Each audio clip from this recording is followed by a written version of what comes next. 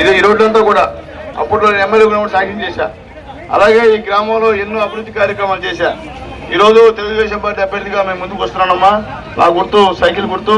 అలాగే ఎంపీ అభ్యర్థిగా బీజేపీ అభ్యర్థి పోటీ చేస్తున్నామమ్మా. వాళ్ళ గుర్తు కమలం గుర్తమ్మా. ఒక ఓటు సైకిల్కి ఒక ఓటు కమలానికి వేసి గెలిపించవలసిందిగా కోరుతున్నాను తల్లిదారా. అట్లాగమ్మా చంద్రబాబు నాయుడు గారికి ఓటు ఎందుకు వేయాలని కూడా చెప్తానమ్మా. మనం జగన్కి ఒక ఓటేసి మునిగిపోయినాం. నిజమవుతాం చెప్పండి. జగన్కి ఓటేసి మునిగిపోయాం లేదా? ఈ రాష్ట్రం అప్పులు పాలైందా లేదా? ఈ రాష్ట్రం ఇతర రాష్ట్రాల దగ్గర తలదించుకునేది ఉందా లేదా? ఎందువల్లంటే జగన్మోహన్ రెడ్డి గారు అమ్మఒడి అని చెప్పి అందరికీ 15,000 వేస్తా అన్నాడు. గెలిచిన తర్వాత ఆయన అందరికీ చెప్పలేదు, నేను ఒక్కరికి వేస్తానని చెప్పాడు. సరే ఎంత వేస్తావు అంటే 15,000 అన్నాడు. ఇప్పుడు ఎంత ఇస్తున్నాడమ్మా? 13,000 ఇస్తున్నాడు. నిజమవుతామా చెప్పండి. తర్వాత మద్యపానం ఎత్తేస్తాడు. నేను వస్తే మందు ఎత్తేస్తాను, నా అక్క చెల్లెళ్ళ కన్నీళ్ళు తుడుస్తాను, నేను వాళ్ళ పెద్దల్ని ఆదుకుంటా అన్నాడు. ఏమ్మా మందు ఎత్తాడా? మందు ఎత్తకుండా అప్పుడు 60 రూపాయలు క్వార్టర్ ఉంటే ఈ రోజు 150, 300 క్వార్టర్. అదే చీప్ మద్యం స్పిరిట్. అంతా అది తాగితే 100 రోజులు బతకాల్సిన మనిషి 30 రోజులు చచ్చిపోతుంది. ఈ రాష్ట్రంలో అమ్మా, ఈ రాష్ట్రంలో 30,000 మంది చనిపోయారు ఆ మందుకి. 30 లక్షల మంది హాస్పిటల్ పాడారు ఆ మందుకి. అంటే నువ్వు అక్క చెల్లెళ్ళ పసుపు కుంకాలు తెంపేదానికి వచ్చావా, లేకపోతే అక్క చెల్లెళ్ళ పసుపు కుంకాలు నింపేదానికి వచ్చావా అని జగన్మోహన్ రెడ్డి అడుగుతున్నాం. మాట తప్పావు. తప్పేదమ్మా చెప్పండి. మాట తప్పాడు లేదా? ఏం గమ్మున్నారు కదా? అయితే మీరు గమ్ముడట్టేదా? అట్లాగే తల్లుడారా, పెన్షన్ అన్నాడు. 200 పెన్షన్ 2,000 చేసింది నారా చంద్రబాబు నాయుడు. గుర్తుపెట్టుకోండి మీరు అందరూ. ఆ 2,000 పెన్షన్ 3,000 చేస్తాను గెలుస్తాను అన్నాడు. 5 సంవత్సరాలు లాగి లాగి లాగి లాగి లాగి ఇప్పుడు 3,000 చేశాడు. మళ్ళీ ఏమంటాడంటే మేనిఫెస్టోలో జగన్మోహన్ రెడ్డి పెన్షన్ ఎంత ఇస్తానంటే 3,500 ఇస్తారంట. అంటే 500 ఇస్తారంట. అది విడతల వాడికి ఇస్తారంట. 5 సంవత్సరాలు 500 అంట. అంటే సంవత్సరానికి 100. ఏమ్మా అదే మన బాబు రేపు ముఖ్యమంత్రి అయిన తర్వాత సంవత్సరం నెలకెంతమ్మా? 4,000 రూపాయలు పెన్షన్ మీకు ఇస్తాడమ్మా. ఫస్ట్ నెల 7,000 ఇస్తాడమ్మా. దూరం 7,000 ఇస్తాడు. ఆ తర్వాత 4,000 ఇస్తాడమ్మా. అట్లాగే తెల్లరా మన ఇంట్లో 19 సంవత్సరాల నుంచి బాగానండి 59 సంవత్సరాల వరకు మహిళలు ఎంతమంది ఉన్నా రోజుకి నెలకి 1,500 ఇస్తాడమ్మా. అదేనమ్మా 19 సంవత్సరాల పైన 50 సంవత్సరాల లోపల. నీకు 60 సంవత్సరాలు దాటితే 4,000 వస్తుంది. అట్లాగే తల్లి ఉన్నారమ్మా? ఎస్సీలుడా బీసీలు ఉన్నారమ్మా? మైనార్టీ ఉన్నారమ్మా? మీ అందరికీ ఇప్పుడు 60 సంవత్సరాలు పెన్షన్ ఇస్తాడు ఎవరు? జగన్మోహన్ రెడ్డి. మనం గెలిస్తే 50 సంవత్సరాలకే పెన్షన్ అమ్మా. అర్థమైందా? ఇప్పుడు 60 సంవత్సరాలు దాటితే పెన్షన్ ఇస్తున్నాడు ఆయన. రేపు మనం గెలిస్తే 50 సంవత్సరాలకి ఎస్సీలకు కానీ, బీసీలకు కానీ, ఎస్టీలకు కానీ, మైనార్టీలకు కానీ. బాగుందా? బాగాలేదా? అట్లాగే తెల్లారా మీకు సంవత్సరానికి 3 గ్యాస్ సిలిండర్ ఫ్రీ. ఎన్నే? 3 ఫ్రీ. మీకు ఈ జిల్లాలో ఎక్కడైనా సరే బస్సు ఎక్కి ఫ్రీగా తిరగచ్చు, ఛార్జీలు లేవు. బాబు గారు ఛార్జీలు తీసుకుంటున్నాడు. ఆర్టీసీ బస్సు మీరు ఆడ చేయాలి ఆగుతుంది. మీరు పైసా కూడా ఎవరు పెట్టబోలే. ఢిల్లీకి పోవచ్చు, తిరుపతి పోవచ్చు, 5 నిమిషాలు పెట్టడం అవసరం లేదు. బాగుందమ్మా? తర్వాత తెల్లారా మీ అందరికీ నీళ్లు మంచి నీళ్లు, మినరల్ వాటర్ మీకు రేపు బాబు గారు ఇస్తున్నారమ్మా. కుళాయిలు లేకపోతే కుళాయి ఇస్తారమ్మా బాబు గారు. అలాగే తల్లి మనకి అరెకరా, ఎకరా, 2 ఎకరాలు, 3 ఎకరాలు, 4 ఎకరాలు ఉండే తల్లి సంవత్సరానికి 20,000 రూపాయలు మీ అకౌంట్ వేస్తాడమ్మా. అట్లాగే తల్లి మన ఇంట్లో చదువుకొని నిరుద్యోగులుగా ఉన్న వాళ్ళకి నెలకి 3,000 రూపాయలు యోగుల నిధి కింద ఇస్తాడమ్మా. ఉద్యోగం వచ్చేంతవరకు ఇస్తాడమ్మా.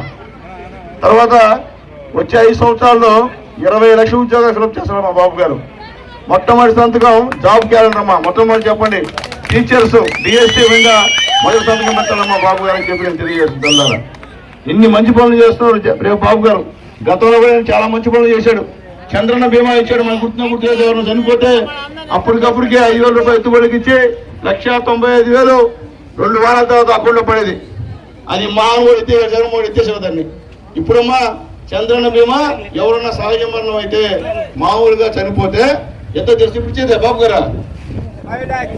5 లక్షలు. ఏమో 5 లక్షలు గుర్తుపెట్టుకోండి. అట్లాగే యాక్సిడెంట్ లో చనిపోతే 10 లక్షలు ఎవరిని ఇస్తారమ్మా? మీ అందరికీ 25 లక్షలు ఇన్సూరెన్స్ చేస్తున్నాడు. ఏమ్మా మీ ఆరోగ్యానికి 25 లక్షలు ఇన్సూరెన్స్ చేస్తున్నాడు బాబు గారు అని చెప్పి తెలియజేస్తున్నారు. ఆయన 9 సార్లు పెంచాడు విద్యుత్ ఛార్జీలు, 3 సార్లు పెంచాడు బస్ ఛార్జీలు. నిజాబద్దమా? ఇంటి పన్ను పెరిగిపోయినాయి, డీజిల్ పెట్రోల్ ధరలు పెరిగిపోయినాయి, నిత్యావసర వస్తువుల ధరలు ఈరోజు నూనె ప్యాకెట్ ఎంత, చింతపండు ఎంత, పప్పు ఎంత ఆలోచించండి.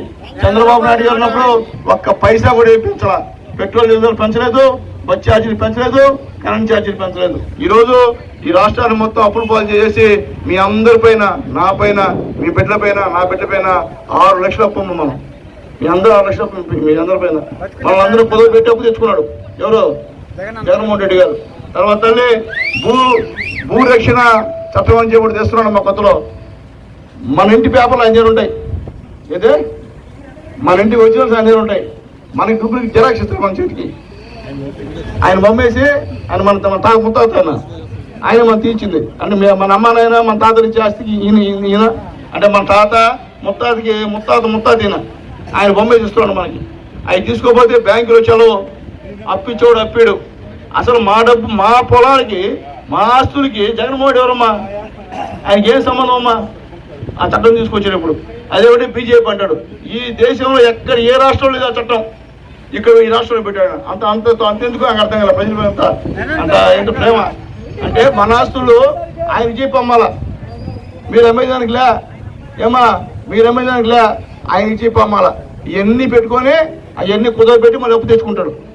ఈరోజు మద్యం పైన మా అప్పు తెచ్చుకున్నాడు బాండ్ కుదరబెట్టి.